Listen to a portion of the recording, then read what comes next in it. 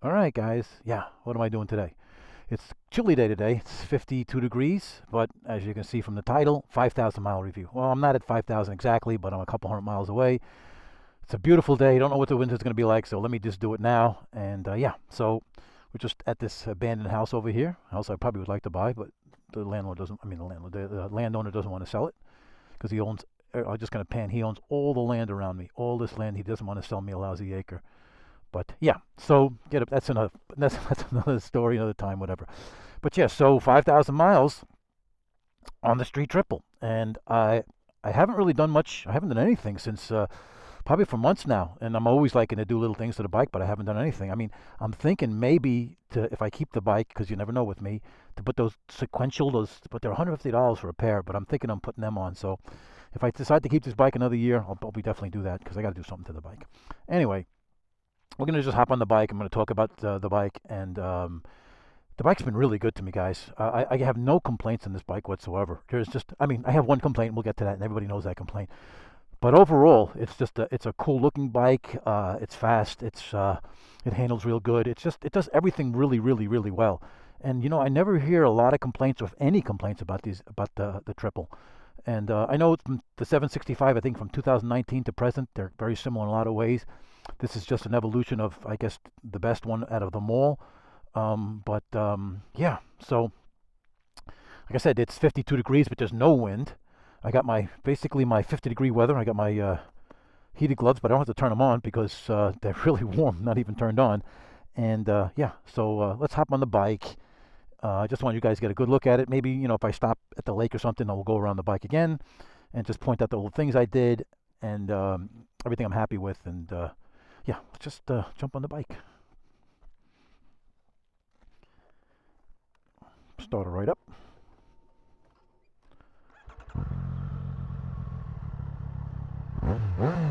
Sounds good. That always sounds good. Okay.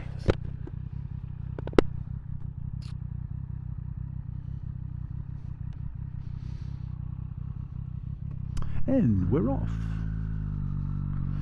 This is a great road to practice wheelies, but it's too cold, and I'm not ready yet. Even though I would like to try to get the wheelies down, but I'm really not ready to do that. So I'm not. It's cold. The road's cold. I'm not going to screw around. I might do one or two pulls, but I'm not going to do screwing around, going around turns, or doing any wheelies or anything like that. So yeah, here's another, guys. I'm sure I know off topic here. Another house I'd like to buy. It's abandoned, but same owner wants it. And this is my buddies right here, and that's somebody was on the golf cart, and those are my buddies. They own both of those houses. Anyway, so let's get back to the triple. So the triple has been absolutely flawless. Oh, dirt bike, nice. And I've had no mechanical issues with this bike. We're at almost 5,000 miles and not one single mechanical issue with this bike. Now, I did have something in the beginning, and I told you guys about that, and maybe you guys will remember. Maybe you new people won't know, but about this. But when I had less than 1,000 miles on it, if I accelerated real hard, chopped the throttle, pulled the clutch in real quick, it would stall, and it would just die. Start right up, no problem. But for over close to 4,000 miles, it hasn't repeated it. I don't know what it was. Maybe the computer needed to learn. I don't know. Maybe I had bad fuel in it. Who knows? I don't know what the issue was, but that problem is totally gone. And yeah, so that was the only mechanical I've had. And I don't anywhere I read, there's no mechanical issues with this bike that I've seen. I've heard. I mean, even the valve adjustments. Yeah, on this motor, for some reason, it's at 6,000 miles. But what I've read is that they very rarely go out of spec. I'll check mine, in another 1,000 or so, I'll check the valves, but they very, very rarely go out of spec. I have no problem working on my own bike. I know some guys don't want to deal with it, which is no problem, totally understand. But overall, the mechanical has been absolutely great. Nothing's loose, nothing's falling off. It's absolutely a super dependable bike. But every Triumph I've ever had has been super dependable, and I was very impressed with the quality. Triumph is no doubt for me a premium motorcycle. Just no doubt about it. I mean, it's up there with BMW and all the rest. And one thing it has is dependability. Now, I know some guys might say the difference, say, you know, something different, but I've had 3 Triumphs in the last 4 years, and none of them has ever let me down, stranded, or anything, and no reliability issues whatsoever. So that's a big plus after 5,000 miles. If any of you guys, you know, some guys are worried, you know, going to get a Japanese bike because they're always dependable, always dependable. Yeah, I'm sure they are, but if you like the Triumph, you know, I wouldn't. Yeah, I wouldn't shy away from it. You know, when I first seen it, I really liked the color of it. I wasn't a big fan of the bug eyes, but they really grown on me. So it's just part of the package. So I really enjoy the bike as far as it looks, and that's subjective. I love the color. I was never a yellow fan, but for some reason, this bike with yellow just did it for me. And so, yeah, I was. That's pretty much why I bought it. I knew I was going to be happy with the bike overall, as far as dependability, quality, and all that stuff. And like I said, it hasn't disappointed me. Yeah, I should talk about something that has disappointed me, and it's a broken record. And it's not the dash. It's the dash, but it's not the dash as far as you know, the overall dash. I think it's fine. You know, it's TFT. It's nice and clear. Yeah, the letters are a little bit small and stuff like that. Some of the numbers, but it's the tack. The tack is absolutely useless. It doesn't. I don't understand why a tack on a performance bike looks like that. I could see it maybe on an adventure type bike like their 800s and stuff like that, but it's absolutely ridiculous. It's not readable. Now, some people say, well, you know, I don't use the tack when I'm I don't pay attention to the tack when I'm getting spirited or when I'm on a track or anything. I do. I mean, I don't go on a track, but if I did, I would. The tack is very important to me, and I want a sweeping tack that I can read, and you cannot read this tack. It is absolutely. So that's why, as you guys can see, I have the numbers, you know, the numeral tack up as big as I can make it, but you know, it moves so fast, it's hard. It's not a sweeping, you know.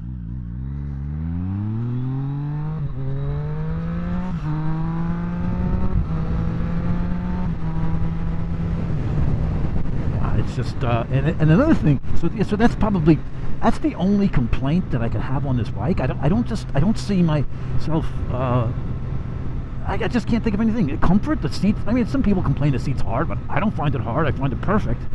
As far as the your riding position, a little bit sportier than maybe an MT-09, but not uncomfortable whatsoever. You know, I like that sporty feel. The pegs, they're a little bit higher than my FZ was, but not much. And the FZ1. But yeah, it's not an issue. Not an issue. I think the bike is extremely comfortable. It's stable at high speeds too. I mean, I wouldn't want to be set the cruise at 90 and go for hours, obviously, because there's no wind protection. But 70 miles an hour, cruise on, it's super stable. I'm super happy with it. I'm okay with it. No issues with it at all. So it makes it a good commuter bike, even if I have to hit the highway for 50, 60 miles. I don't find an issue at all. You know, the cruise control, yeah, it would be nice if it was standard, but you know, it is what it is. So the bike's been dependable. It's been, I think it's a really good looking bike. From 0 to 100, it's fast. Yeah, it doesn't have that blistering speed above 100 miles an hour. I mean, it's fast. I mean, it'll go 140, I'm sure, but it's a naked bike, you know, so, I mean, you don't really want to be much faster, maybe 150. I mean, I don't know if I can handle it much more than that. So, oh, there's my drag strip.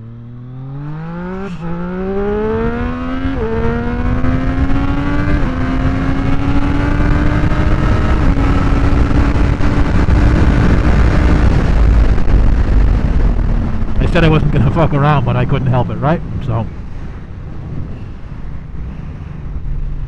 fix my keychain. It goes nuts all the time. Okay.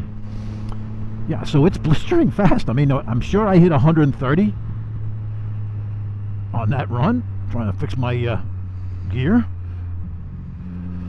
And, yeah. So it's blistering fast. I mean, for what it is. I mean, just think about it. It's 414 pounds is what Triumph says, fully fueled. I took 11 pounds off it with the exhaust system. And so I'm figuring about 403 pounds, 128 horsepower. 59 pounds of torque, and at least 50 of it is very early, and it stays pretty flat until I guess it gets to the peak about 9,000. So it's a fast bike. It's just an all-around cool bike, and I'm gonna hate. I know, you know, within 6 months to a year, it's probably going to be gone, and I'm going to regret it. And but who knows? I may just keep it and just add. You know, I think I'm looking at my next bikes. I don't think I'm looking at a new one right now. I think I just want something a little bit faster on a straight line, and a little bit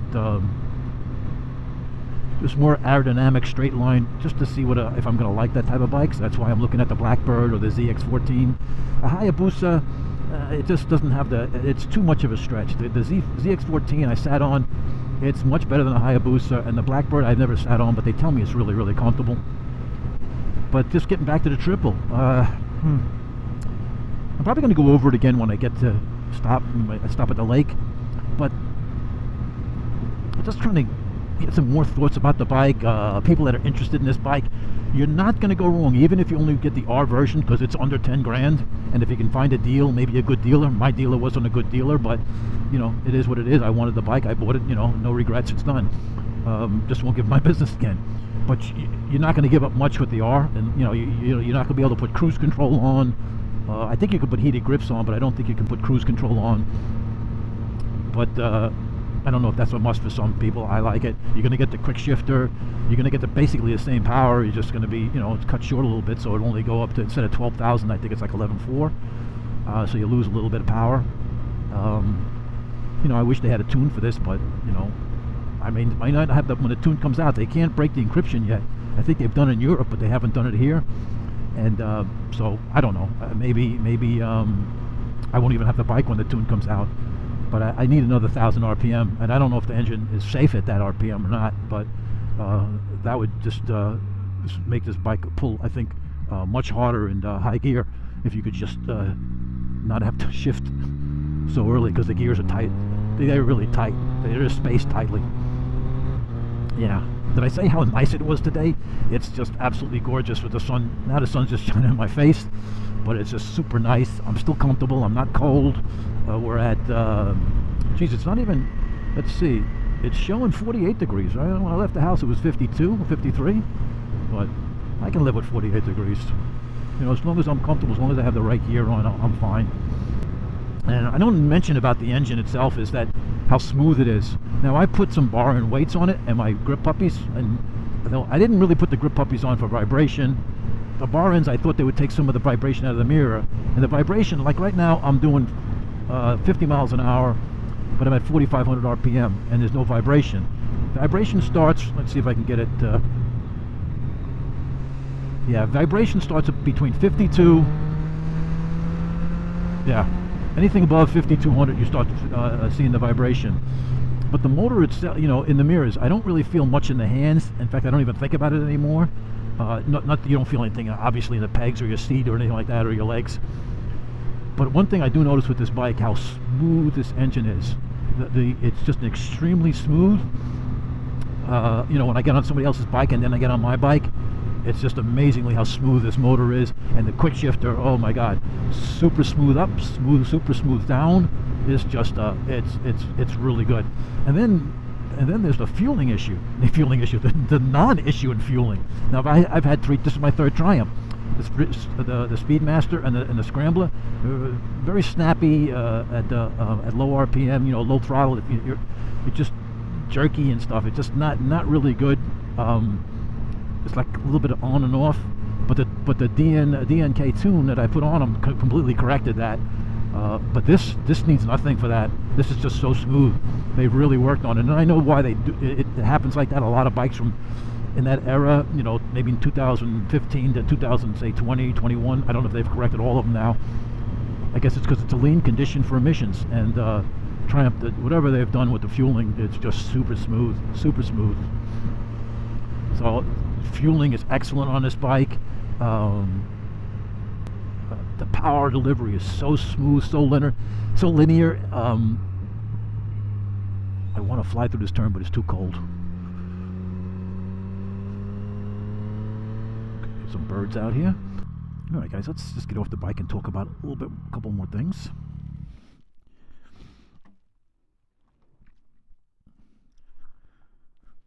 Yeah, it's usually a road goes out there, but this lake is man-made. So, all right, let's see. What can we talk about the bike more? So, As you can see, I mean, get my biggest change is the Leo Vence exhaust. Extremely happy with this exhaust. I did take the baffle out, but it's too loud. It's not too loud just like when you're driving normal, but if you're just like steady speed, it just drones. It's too much. But this is fine this way. I like it because it's got the minimal look. I kind of like sometimes when they come up like that, but I like this look. So, and it was fairly inexpensive. You know, I went for a later model header. I'm sorry, early model header, 2019 to 2023 U.S. models have you can do a slip-on and piece of cake to change. I think I picked this up for like $250, and that was like $400. So the whole thing was like $650. I had a uh, um, Yoshimura, but it was too high pitched for me. I wanted something a little bit more a deeper sound, so I switched, and so I did lose a little bit. But I sold that. I think I bought that for 500. I sold it for 350. So I'm into this to maybe $800. But if you want a complete system, you know, they're probably 1,000 plus. So, you know, whatever. Some guys want to get rid of the cat. I didn't want to do the. I didn't want to mess with the tune, so I left the cat in. That's why I wanted to go with that system. What else did I do? Let's see. So, you know, so the Leo Vence uses a factory I had to buy from a 2020 or 19 to 22, 23. I had to buy this piece right here, if you guys see where my finger is, and then this bracket comes with the Leo Vence. This bolts to the frame, and the Yoshimura bolted to here, so I just put a plug in here. I got some spools to lift the bike up, and as you can see, I've pushed the bike pretty good. I only have maybe a half an inch, quarter of an inch left for my chicken strips. Chicken strips. And yeah, what else? I do have something I'm going to talk about the taillight on this thing. I like these. I just like these type of frame sliders and the ones that just stick out like that. I just think these are pretty cool looking, and you know, I just like them, and I just like the look, and get a little more money than the aftermarket one. Um, what else? Yeah, I got my. This is kind of faded. Used to be black, but I'm always told you get 5 horsepower when you put these on. Joking, guys, joking. And yeah, so I put these bar ends. These are about 3/4 of a pound for the bar end. And yeah, obviously I put these on because the incandescent ones are absolutely hideous. And my friend has the R, Steve. He said that he has a warning light comes on about the LED light, a problem with the lights or whatever. I didn't get such a thing. I don't know. It's because of the bikes have different electronics on them. I don't know. I don't know. And I tried doing some research. I couldn't find anything. Yeah. So what else did we do? Yeah, we got rid of the rear pegs because I'm not going to put anybody back on the back. And I like that. Sometimes I went with the tail bag, but I kind of like this look. So I've been using a backpack instead of my tail bag, and because I like that look. Obviously, I put the cruise control on. I don't know if you guys are familiar with these bikes, but they have this like thing that looks like a hanger that's supposed to support these things. It's absolutely it doesn't look good. That's the only quality I didn't really like about this bike. They don't look good. It looks out of place. They don't go anywhere. I just think it looks so much better. I just took it off. I just took it off. That's all. Good puppies. Do the tail tidy. Let's talk about the light. Okay. Now, when you do a tail tidy, I have to admit the tail that comes out of here is super ugly, but it does have a purpose, and I'm going to show you guys what that purpose is. You're probably not going to pick this up pretty good. Maybe you will. Maybe the camera won't. Maybe it will. But from not having a tail on it, the normal tail, your lens gets beat to crap. I mean, this is not dirt. It's just nicks, and you're not going to get anything out of it. So that's something, people need to think about if they're fanatic about their bike, which I am not. I do like my bike clean, but it's a piece of metal, plastic, and rubber and everything, and things get worn out. That's just the way it is. And so that's something you might want to think about. I don't like the way that looks. I think it's hideous. I like this tail tidy. This is not the nicest one on the market. There is a nicer one that's got it just fits. It looks just a lot better. But yeah, that's something you have to worry about, guys. It'll beat the hell out of your tail light. And also, you're going to get water coming up on your back in the rain. All right, so I changed to the Rosso 4s. These are more of a road tire than a race tire or a track tire. So we'll see how long they last. I let my tires last at 3,800 miles. The front tire probably could have got another 1,000. The back tire, since I do a lot of pulls, I'm always doing, roll racing, a lot of pulls. That's what I head down to the courts now. But this, we'll see how they're fine. I don't notice any difference between the handling. I guess with my skill level. I was thinking I wanted to change these to something dark, like a carbon fiber, but I don't know. I don't know. The turn signals, I'm thinking of changing. I'm thinking of changing them to those sequential because they're really cool. But $300 for the full set. I don't know if I want to spend that right now. But who knows? Who knows? I'm looking for my next bike. So what else? I should put a grill guard on it. I didn't put. I mean radiator guard. I'm sorry, grill. But I haven't. And I guess that's it. I can't see of anything else I've done to the bike. And it's kind of weird because I like to do a lot of things to the bike. But the bike came from the factory with so many good things. I like black levers, and I love these levers. I know guys like short levers. I don't. I like these levers. They're fully adjustable. I like their style. I like everything. The mirrors. I like the mirrors. So it was hard to make any changes because I like black. The more black on the bike, the better. I'm not a big silver fan. And yeah, so